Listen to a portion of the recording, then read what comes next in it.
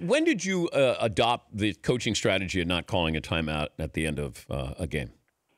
Gosh, it's the only one I've ever had.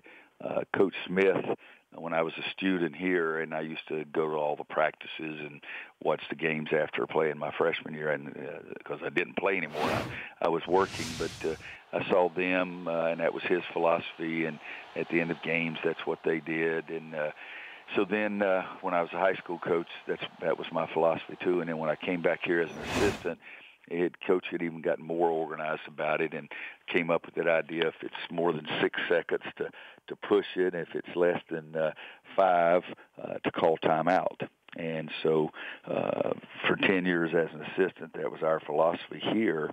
And then when I went to Kansas, I just did the same thing. And it's that way, if you don't have any timeouts, you're not in stress because the kids know what to do if it's more than 7, but more than 6. And so I've just always had that philosophy.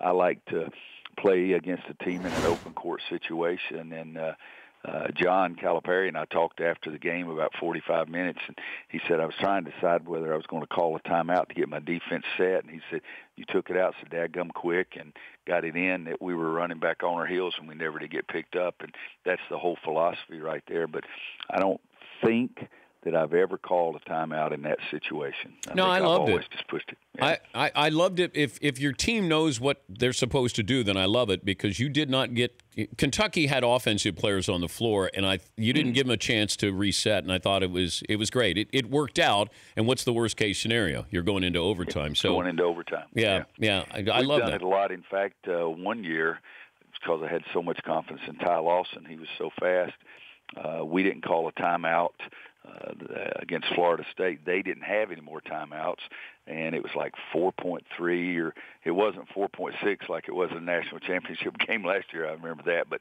Ty Lawson went length of the court and made it at the buzzer to win the game, and that was less than 5. But just because Ty was so fast, I felt good about that.